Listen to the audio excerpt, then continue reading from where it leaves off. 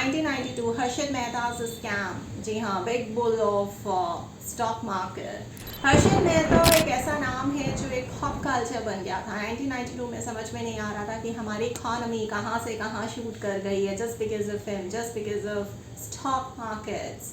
जहाँ डाउन चल रहा था, यानी कि डाउन टाइम चल रहा था हमारी इकॉनमी में, उसी तरफ ये समझ में नहीं आ रहा था कि किस तरह से क्या कमाल कर दिया है हर्षद मेहता ने कि यही डाउन टाइम शूट में कन्वर्ट हो गया है, यानी कि इकॉनमी बहुत ही अच्छी तरीके से चलने लगी है, व्यवस्थित तरीके से। फाइनेंशियल मार्केट्स में पैसा ही पैसा दिख रहा है, जहाँ देखो शेयर्स की बातें हो रही है, सब कोई, हर कोई शेयर्स में ही पैसे लगाते जा रहा है, प्रॉफिट्स कमाते जा रहा है, लेकिन उतने नहीं जितने हर्षद मेहता और उनके कुछ साथियों ने कमाए, क्योंकि वो एक गैंग था, वो एक ग्रुप था, big bull of Indian stock market. Harshad Mehta और उनके कुछ ऐसे कॉलीग्स जो मिल के एक स्कैम को अंजाम दे रहे थे, एक टॉक्सिक लीडरशिप का एग्जाम्पल सेट कर रहे थे। देखिए, मैं तो इतना ही मानती हूँ कि अगर उन्होंने बैंक्स का पैसा किसी भी तरीके से शेयर मार्केट में लगाया जो लगाना लीगल नहीं था, तो ये कैसे हुआ? क्या बैंक ऑफिशियल्स अपने वैल्यूज या मॉरल्स को सही जगह पे रख के उन सब चीज़ों को मना नहीं कर सकते थे? क्या वो छोटे बैंक्स थे जिस वजह से ऑफिशियल्स को इतनी सैलरीज नहीं मिलती थी, इतनी पगार नहीं मिलती थी कि आराम से हर्षद मेहता या उनके कॉलीग्स के कहने पे वो अपने मॉरल से, एथिक्स से हट गए, हिल गए और बड़े आराम से हर्षद मेहता के कहने पे वो पैसा किसी ना किसी तरीके से एक बैंक को दूसरे बैंक से, दूसरे बैंक को तीसरे बैंक से लूटा गया और वो सारा का सारा फंड पैसा शेयर मार्केट्स में, इक्विटी मार्केट में लगा दिया गया, जबकि वो नहीं लगाना था क्योंकि वो इलीगल करार दिया जाता था। हर्षद मेहता ने ये सब किया अपने कुछ दोस्तों के साथ, कॉलीग्स के साथ मिलजुल के और साथ में बैंक ऑफिशियल्स यानी कि बैंकों के साथ मिलके।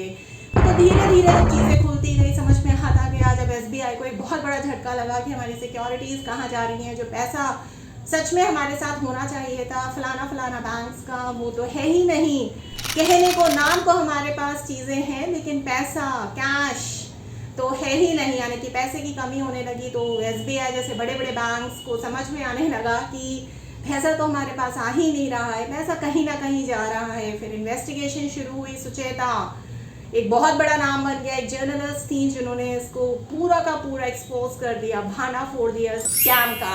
देखिए, इसमें समझने की बात यह है कि हर्षद मेहता को एक मैं लीडर मानती हूँ, लेकिन एक टॉक्सिक लीडर का एक एग्जाम्पल मानती हूँ। वैदिक लीडरशिप कॉन्सेप्ट के अनुसार अगर हम उसे कंटेम्प्रेरी टाइम्स में लगाएं तो एक अच्छा सच्चा लीडर किस तरीके का होना चाहिए। क्या हर्षद मेहता वैसे लीडर थे? बिल्कुल नहीं, जी नहीं, बिल्कुल नहीं।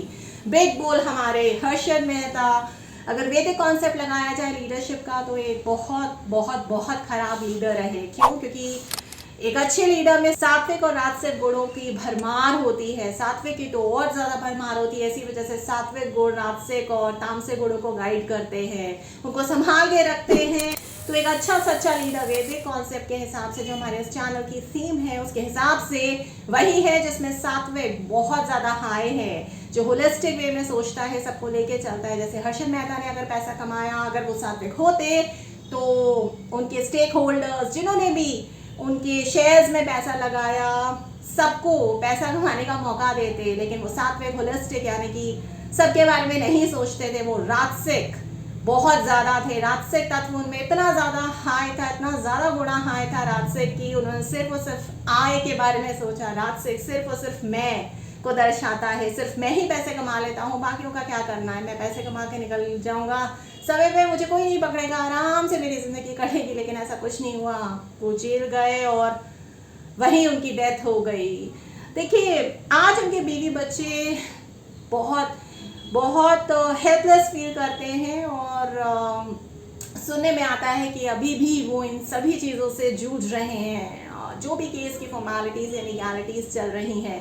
देखिए, राजसिक तत्व उनमें इतना ज़्यादा हाई था कि उन्होंने सिर्फ और सिर्फ आय यानी कि मैं के बारे में सोचा। अगर सत्वा हाई होता तो जाहिर सी बात है वो कमाते, सबको अच्छी तरीके से कमाने भी देते और तामसिक प्रवृत्ति उनमें इतनी ज़्यादा जागृत नहीं होती। वो जो सत्वा होता वो राजसिक प्रवृत्ति और तामसिक प्रवृत्ति को होल्ड करके रखता, उनको बार बार रह के याद दिलाता जब भी वो भटकते कि नहीं ये मत करो, ये गलत है।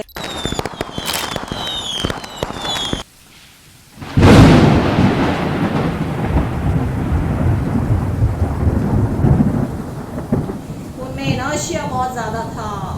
जिन चीज़ों को वो जानते थे गलत है उनके खिलाफ उन्होंने कोई कदम ही नहीं उठाए और वो धर्म के पद से हट गए। तो एक लीडर, एक अच्छा लीडर वही होता है जो धर्म के पद पे रहे, जो धर्म को अच्छी तरीके से समझे, यानी कि पॉलिसीज, लीगैलिटीज, लॉज और एथिकल प्रैक्टिसेस, उन्होंने दोनों को ही, ना ही धर्म को ना ही दंड को समझा, और अगर समझा भी तो उसे इग्नोर कर दिया। तो यहाँ पे हम मानते हैं कि उन्होंने समझा ही नहीं। एक अच्छा लीडर होता है जिसमें सातवें गुणा तत्व बहुत ज़्यादा हाई हो, तभी वो खुद भी जीता है, सबको जीने देता है, सबकी खुशियों के बारे में, सबके बारे में सोचता है। वो भी उनमें नहीं था, क्योंकि सिर्फ और सिर्फ वो राजसिक तत्व गुणा को एक्सप्रेस कर रहे थे। सिर्फ और सिर्फ मैं ही हूँ, मैं ही हूँ और मैं ही हूँ, big bull of Indian stock market.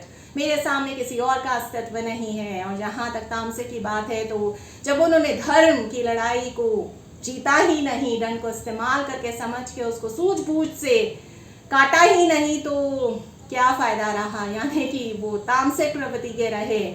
उन्होंने जहाँ पे कदम उठाने चाहिए थे, जहाँ पे अपने आप को संभाल के रखना चाहिए था, वहाँ उन्होंने कुछ भी नहीं किया। वो बैठे रहे, देखते रहे और सिर्फ राजसिक गुण और तत्व से आगे बढ़ते रहे। डायनेमिक पर्सनालिटी बन गए, पॉप कल्चर बन गए 1992 का, जहाँ Indian financial market, finance market, economy boom कर रही थी। समझ में नहीं आ रहा था ये पैसा कहाँ से कहाँ बनता चला जा रहा है। लाइक शेयर सब्सक्राइब करना बिल्कुल मत भूलिएगा। और आगे आने वाले वीडियोस में अगर आपके पास कोई चर्चा का विषय है तो आप मुझसे शेयर कर सकते हैं कमेंट बॉक्स में। और अब आगे आने वाले वीडियोस में आपके कमेंट्स पिक करके मैं वीडियोस में साथ साथ पब्लिश करूंगी। तो देखते रहिए कि किसका कमेंट मुझे सबसे बढ़िया लगा। Please do not forget like share and subscribe skill पे Roadies channel, your own channel. अगर आप मुझे किसी गेस्ट लेक्चर, कॉन्फ्रेंस या फिर बिजनेस पिच या केस कंपटीशन के लिए इनवाइट करना चाहते हैं as a speaker, as a जज, तो आप मुझे लिख सकते हैं verma.rolit@gmail.com या फिर 9311659252।